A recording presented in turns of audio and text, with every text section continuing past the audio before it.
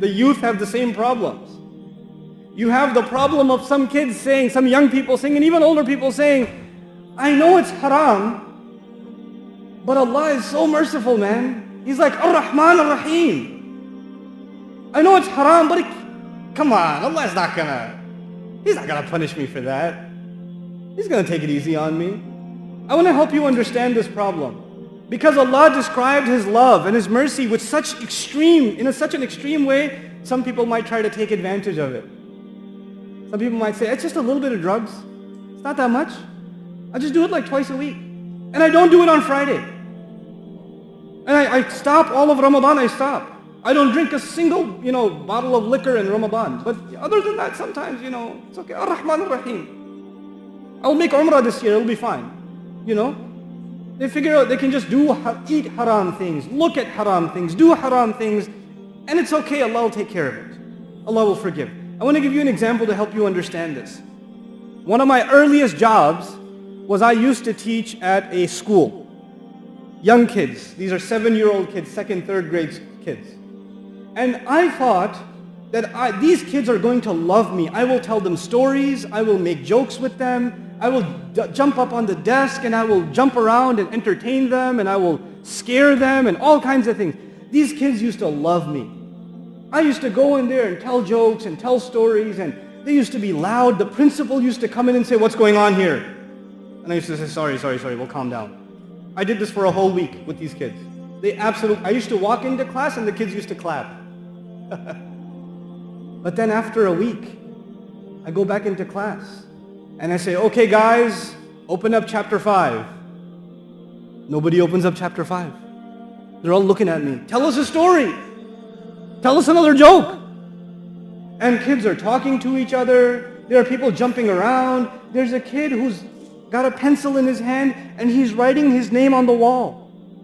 And he's looking at me and he's writing it. And he's looking at me again and he's writing it. You ever see that happen? And then his friend says, I think he sees you. He says it to him and he goes, I know, but he's a nice guy. And he keeps going. They think I'm merciful. They think I'm kind. So they figure, hey, this is a nice teacher. We should do whatever we want. When Allah describes His mercy and His love, some slaves of Allah, and they try to take advantage. Like Allah is so merciful. No problem. I'll give you one more example before I conclude. I haven't introduced Allah to you yet. Alhamdulillahi Rabbil Alameen Ar-Rahman Ar-Rahim is 2 ayat. There are 3 ayat that introduce us to Allah. But before I get to the 3rd ayah, I want to give you a simple lesson. Imagine there's a man and he has a slave. So this guy has a slave. And he tells the slave, you can do whatever you want. Here's the field. He owns a field. He said, you can do whatever you want in this field. You can eat whatever you want, go wherever you want. Just don't go on the other side. There's a line. He drew a line with chalk. Not even a fence. It's just chalk. Just don't go on the other side. So the slave is happy. He could do whatever he wants. And one day the slave is close to the border. And he falls. And he falls on the wrong side.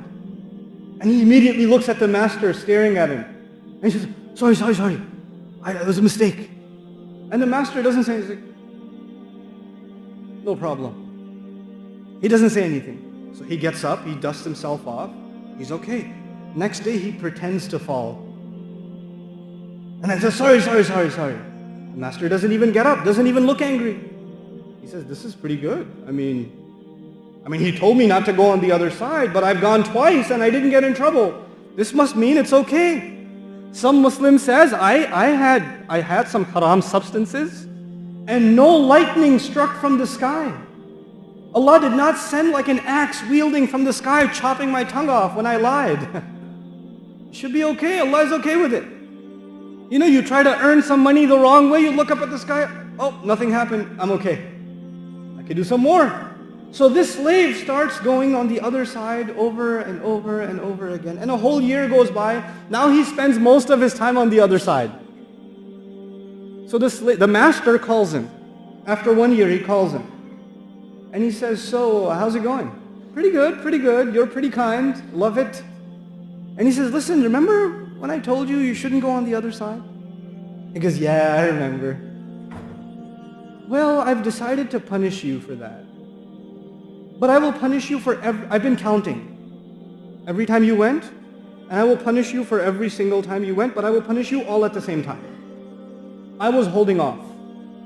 I didn't want to punish you right away. I wanted to punish you eventually. I mean, it was your choice. I didn't stop you from going. I just said, don't go. And I told you there will be consequences. But I've decided to get you right now with all of it. All at the same time, 1 year's worth of transgressions. This is Judgment Day. The human being thinks you can get away with whatever you're doing. Just, no problem. I did something bad yesterday, nothing bad happened today. I should do it again today. Then I could do it again tomorrow, nothing's going to happen.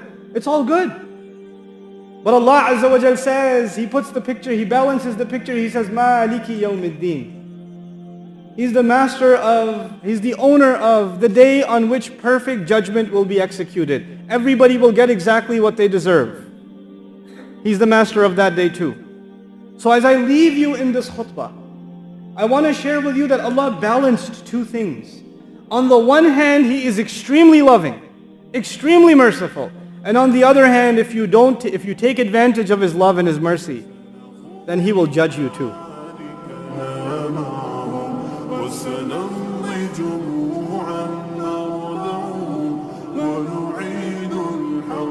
المغتصب وبكل